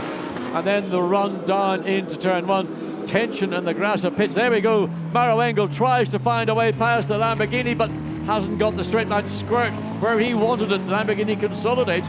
Engel goes very defensive now. Can he make the top, the inside? There's an opportunity. Well, that was close enough for Mauro Engel to think about it. But again, back on the gas, Engel consolidates. It's going to be this lap and one more. Fastest lap, Christopher Haase into the 57s now, 1:57.6. These two lapping at the 2-minute mark because they're busy squabbling. And Engel is running out of time, isn't he? He's been stuck behind now like this for 2 and a bit laps. Sun's breaking through up towards turn 4, but Engel is running out of time and out of laps and out of opportunities. Vincent Abril getting away up front. The trim trailing. That's full off. Trim losing Lamborghini there. Goes up towards turn 5. And here comes Engel again. Can he duck up the inside down to the chicane? He tried it last time, got a face full of Engelhardt. Stands on the anchors. Up the inside on the curb. He wants to get level if he can, coming out of the corner. Which way does he go? Looks to the inside, but he can't get up the inside in time for the next kink. Not very much you can do through these sequence of corners. Engelhardt has got position, track position. That's all that counts. Engel has got to be patient. It's going to be from here forward down into turn 12, and he's close to the back of the Lamborghini. If he can carry that momentum forward, he might think about a move down into turn 12. It's a high-risk place to try and make a maneuver. He doesn't. He backs out of it, but puts Engel under pressure. Both of them get it slowed down. Both make their apexes, so nothing lost, nothing gained. It's through the back part of the circuit where the opportunities are fewer that Engel seems to be better. He's sideways to an extent there at turn 13. It's all down to turn 1, so the move again needs to start here. They are about to start the last lap, I would offer you. Has he got close enough this time? Let's see. Now he fires the gun. Engel comes over the line. One more lap to go. Penultimate race in the championship. Engelhardt goes defensive in the Lamborghini. Engel in the Mercedes right up behind him. Can he prise open the door? Going down towards turn 1. Again, he goes to the outside line, but there's no undercut. No, he wasn't able to do anything. Engelhardt got the car slowed down, got in, made his apex, forcing Engel to look the long way around, and that by doing that, then Engelhardt was able to get back on the throttle. But you can see how marginal the levels of grip are, particularly for Christian Engelhardt, under braking into turn 2. Now he's going to have another challenge through turn 3, up the hill. Watch from going to the right. Mauro Engel goes to the wetter part of the racetrack just to do the minutest amount of tire cooling. last opportunities coming up through turn 4, runs wide. He'll try maybe looking into turn 5 round the outside, but Engelhardt's got the ground and he knows, but the pace of the Mercedes off turn 5 is quicker than that of the Lamborghini, but he's in the wrong part of the racetrack. Goes to the outside line. Can he get up the curb? Yes, is he alongside? Almost. On the outside line, though, for the next corner. They are still just Lamborghini ahead, but there, the Engelhardt car goes wide. Engel's alongside him. Can he go round the outside? Yes, he can. He's done it. He's got his nose in front. Can he make it stick as they go into the next left-hander? Yes. Lucas Stoltz is delighted. While all this has been going on, we've had Andrea Caldarelli and then Felipe Fraga set the fastest lap. Finally, Engel is through. That is a position gain. It's more points gained in the championship, and it was hugely well-deserved because, boy, did he work for that. He worked for it. He worked over Christian Engelhardt harder than Engelhardt's probably ever had in his life. Engelhardt did everything correct, defended. They got together coming into turn 6 and 7. The Porsche runs wide, but finally, going side by side through turns 7 and 8 and 9, well, you rarely see that. Vincent Abril slowing through the final turn. He's done a wheel-perfect job for the ACA ASP team and takes victory. Vincent Abril, Raffaele Marchello win at the Hungaroring ahead of Maro Engel and Lucas Stoltz. Christian Engelhardt, Mirko Bortolotti take third. Clement Schmidt fourth with Calvin van der Linde, only just ahead of Andrea Caldarelli and Marco Mappelli, who take 5th place. And that means they will lead by just 2 points provisionally going into tomorrow's race. That's a hugely important result for Engel and Stoltz then to get them much closer going into the championship showdown tomorrow. Hugo de Sadelier and Aro Vainio come across the timing line but lose the Silver Cup lead on the last lap. Nico Bastian and Thomas Neubauer, 7th overall, Silver Cup winners. And what's going to be really important for tomorrow is that Stoltz and Engel will start on the 2nd row of the grid, where Capelli and Caldarelli will start on the 7th row of the grid. So everything has gone in this race favourably towards Black Falcon because they've got a massive advantage. Whatever the conditions are for Sunday's 1-hour race, they're starting so far ahead of their principal competitors, the competitor who they're now just 2 points behind. Everything is doable. Everything's up for grabs. It's still up for grabs for certain places in the race. Look, Phil Keane coming under attack here from Jim Clark. This is for the Pro-Am lead. It's changed in favour of the Mercedes, 2 corners from home. Jim Clark for ACA ASP. They've had an overall win. They're about to have a class win as well. Here comes Jim Clark up through the gears, out of turn 14. And on the last lap, we have a Silver Cup change for the lead, and we have a Pro-Am change for the lead. Jim Clark and Mauro Ricci win in the Pro-Am competition. To reiterate the point, Nico Bastian and Thomas Neubauer win in the Silver Cup. That's the AM-winning Ferrari of HB Racing, Wolfgang Triller, Florian Scholzer. Park that for a moment. Overall, silver, Pro-Am, all won by ACA ASP. And 2nd place were Lamborghinis. And they overtook Lamborghinis on that last lap. And I mean, you can see the track, you can almost see a dry line as we come down. In fact, further around the circuit, there are more dry line. Vincent Abril, give him credit, that was an outstanding drive in very difficult conditions, under a lot of pressure. Not pressure from cars directly behind him, but pressure not to make an error, not to drop it when you've got really, all you can do is lose when you're in the lead. Well, what a race. Maro Engel gets up into 2nd. Fastest lap, Jamie Green. Right at the very end, Jamie Green 14th and a 1:56.813, whereas the leaders on the last lap were in the 1:59 2-minute bracket, but just getting home. Yeah. And of course the other two for 2nd and 3rd busy squabbling anyway. Yeah, that's about 13 seconds and a little bit over the qualifying times that we saw in dry qualifying this morning. A delighted Raffaele Marchello embraces Vincent Abril as race winners. Very well deserved. Great drive by the pair of them. They won at Zandvoort, but we've been expecting far more victories and a far better season out of 2 real GT stars. It's certainly come good here in changing conditions this afternoon. Yeah, Vincent Abril, a very, very emotional young man when he does get to stand on the winner's podium. I mean, it just the emotion, and frequently the tears just pour from him. And again, to get a victory with the much more cool, ironically, calling an Italian cool. Yes. I mean, look, Raffaele Marchello, you know, sometimes you get frostbite standing beside him. one of the most laid-back people, never mind Italians. But put him in a race car and he delivers. Vincent Abril's mum was delighted to watch him get pole position this morning for tomorrow's race. She'll be elated with the win, I am sure. So let's catch a word from our race winners then. Raffaele Marchello and Vincent Abril are victorious and in part ferme, ready to have a word with the race winners in Hungary, Nikki Shields. Guys, well, huge congratulations. I mean, that was phenomenal. Really, from a lights to flag finish, you stayed out of trouble, managed that race to perfection. Yeah, first of all, thank you to the team. We didn't have an easy start of the weekend, but the car was absolutely amazing in quality this morning. And in those conditions, when you start at the front, it helps. Lelo did a mega start. Car was tricky to drive. It didn't look like it, but it was tricky. And yeah, just one important thing. I want to wish my best to Enzo Id. I know he's having a tough time now, and he's a good friend of us. So I really hope that he gets better. And of course, this race is for Antoine. And do you echo the words of Vincent as well? Yeah, I mean, it looks easy from outside, but it's never easy when you are first from the start to the end. It's a bit of pity now looking back to the season with the trouble we had in Misano and Brenzach, because maybe with this point we were able to fight for the championship also, but it's a good victory today. Tomorrow again from pole we will try to win again and finish the season in TI. Absolutely, do it all over again tomorrow. Thanks very much, well done. And they will start from pole position again tomorrow. It'll be Vincent Abril to do the first stint. Weather forecast for tomorrow is dry now. Well, it'll be a different race altogether. So, but having pole position, starting from pole position, you've got clear track into turn one. Of course, it will be a side-by-side start if it is a dry day. So, and a grid that's much more compacted going into turn one. So the drivers very shortly will make their way up to the podium. But the equally pleased Mercedes drivers, because they're back in the hunt for the championship, are Mauro Engel and Luca Stolz.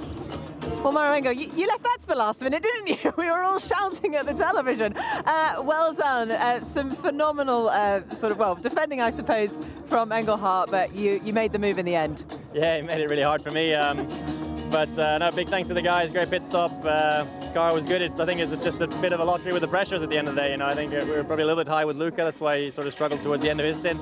We hit them quite well with me, and I was able to catch, but overtaking around here, as we know, is never easy. He did make it hard, but made it stick in the end. And Luca, let's have a quick word from you. I mean, this is a brilliant position for you guys now in the championship, just 2 points behind.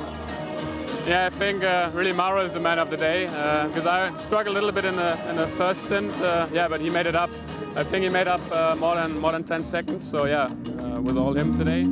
And then tomorrow we start before, so we had a really good chance, and we hope we go for victory. Excellent. Well, go get some rest, and we'll see you tomorrow. Thanks, guys. The podium beckons first of all, and this is how we look. 2 points between Mappelli and Caldarelli, Stolz and Engel going into tomorrow's race, and only 1 point now between the two vying for third position. So it is going to be a really fascinating showdown in the Blancpain GT Challenge Europe when we get to, we hope, a dry race. Gloves off, winner takes all tomorrow. Absolutely. No doubt, wet weather races always provide excitement.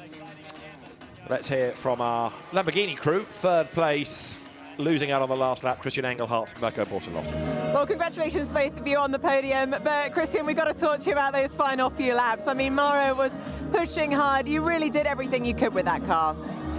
Yeah, I think we had a great race today. First of all, Mirko did a fantastic first stint with a really great overtaking maneuver, getting us into second. And then when I got in the car first, I thought I had a really good pace and I can catch the leader, and was looking really, really good. But at the end, it was a strategic battle as well. I think we gambled a little bit that it would stay a little bit wetter. Today, it dried up quite a lot, and I struggled at the end. And then I wish the race would have been 1 lap shorter. Oh, I know, absolutely. As I'm sure many people always do at the end of a race. Were you happy with the performance for today, for you and the team? Yeah, absolutely. I mean, I think we got everything out today. As Christian said, we can be happy with P3. Had a great stint, good fun fighting with the Mercedes in the first half distance of the race. Managed to get into P2, which was good. Then had exactly the same pace as Marchello in the lead, so there was no chance to close the gap. And but still, we had a great pit stop. The guys did a mega job once again, and we can be happy with P3 at the end. Well, congratulations. Thanks very much. So Mercedes, Mercedes, Lamborghini, Audi, Lamborghini, Audi, Mercedes, Audi, Aston Martin, Aston Martin, the top 10. AKA ASP team victorious here at the Hungaroring with Raffaele Marchello and Vincent Abril winning race 1 by 2.3 seconds from Lukas Stolz and Maro Engel, the man of the hour, coming good on that last lap from Mirko Bortolotti and Christian Engelhardt third. Calvin van der Linde and Clement Schmidt, really good drive for fourth, ahead of Marco Mappelli and Andrea Caldarelli. They still lead the championship. The margin shrinks. Simon Gachet sixth with Christopher Hasse. Silver Cup winners seventh, Thomas Neubauer and Nico Bastian. Eighth, Christopher Mies and Charles Weert. Ninth, Hugo de Sandoval, Arivagno, losing Silver Cup honours on the last lap. And 10th, Marvin Kirchhofer and Ricky Collard. 21st, you find the Pro-Am winners, again for AKA ASP, Jim Pla and Jean-Luc Bobelic coming home victorious in the 87 Mercedes. Great drive by Jim Pla in that second stint.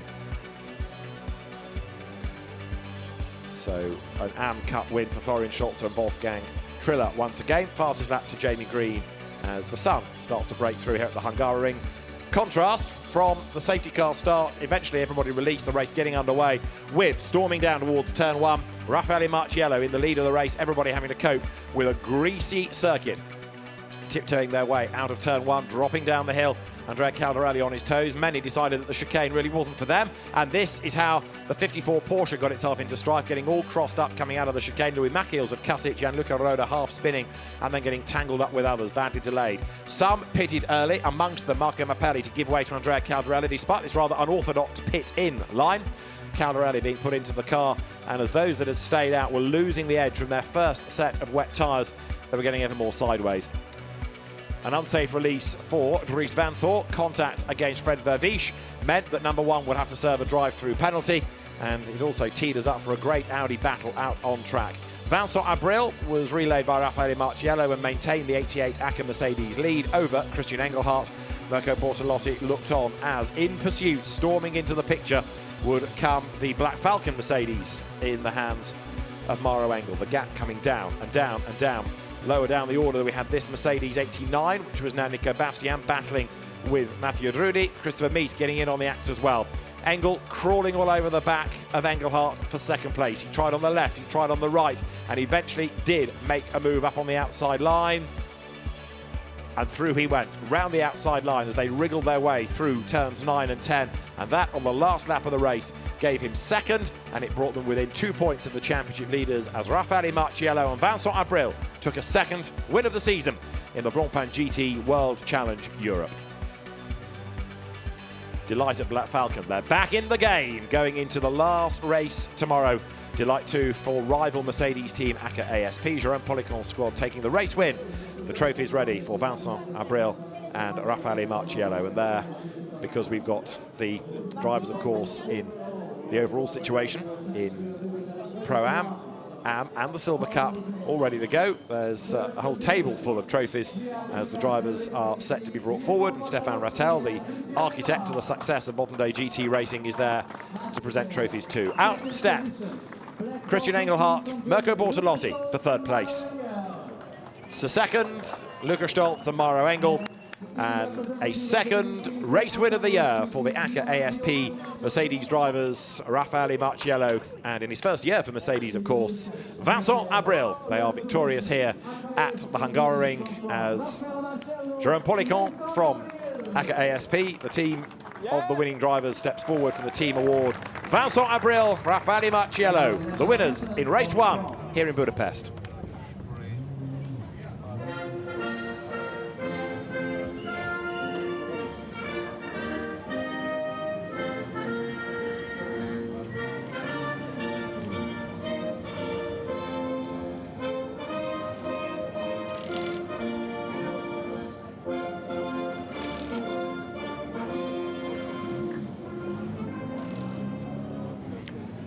For the French AKA ASP squad, Jerome Policon's team, Vincent Abril and Raffaele Marchello are the winners of race 1 here in the final race weekend for Blancpain GT World Challenge Europe at the Hungaroring. And so now, Julia Gashi, the Deputy General Manager of Hungaroring Sport, steps forward to give the trophies to the third place drivers, Christian Engelhardt and Mirko Bortolotti.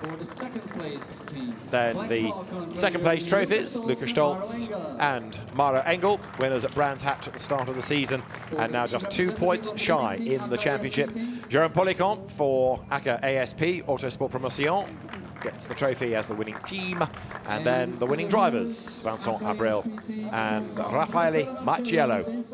And then Stefan Rattel steps forward to give the checks to the season-long entrants across both endurance and sprint championships. €7,500 go to Grasser, €10,000 to Black Falcon, and €12,500 to ACA ASP for the winners. Yeah, it's a brand new pair of hi-fi speakers for me. Combining all three checks, I'm not going to buy something cheap. You know, about what, you got 30-odd thousand euros. Yeah, get a nice pair of speakers for that. Interesting how people's minds work. Some people might think, oh, I'd get a good car for that. Not John. So, winning drivers on the podium. There is champagne ready, and oh dear, Mirko Bortolotti drops the bottle and gets absolutely soaked by Christian Engelhardt, who is not too downcast about losing that place, but great to see the way the road changed, the way the race changed. Yes, and I mean, it was a track that was absolutely sodden when this race got underway, 3 laps behind the safety car. Gradually, the track got drier. Towards the end, with 1 lap to go, there were clear, dry parts of the racetrack, and we could see how much Maro Engel in particular was looking for any bit of moisture to keep those wet weather tyres as cool as possible. Great race on that last lap to take second place away from Christian Engelhardt, Mirko Bortolotti. They're obviously disappointed, but the key is in their own personal battle for a top 3 finish in the championship, they're happy enough.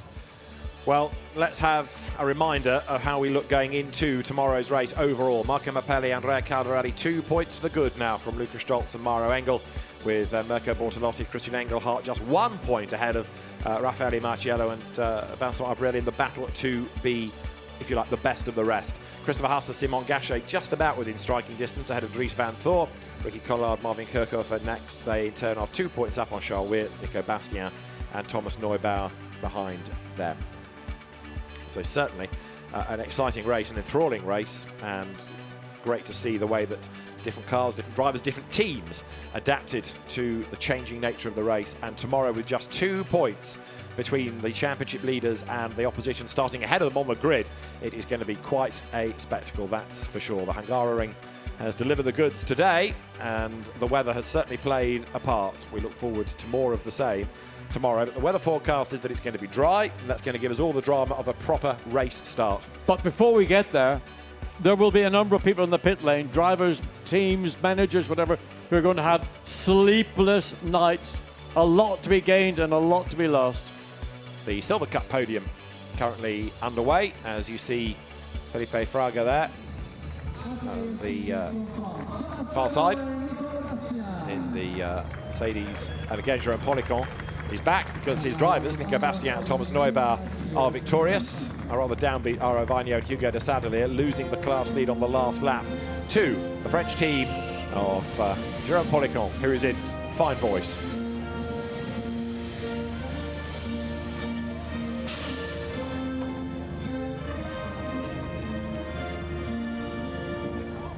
A win for ACA ASP in the Silver Cup here at the Hungaroring. Thomas Neubauer and Nico Bastien are the winners of Silver Cup in race 1 of the Blancpain GT World Challenge Europe. There's more of the same, a championship to be decided tomorrow.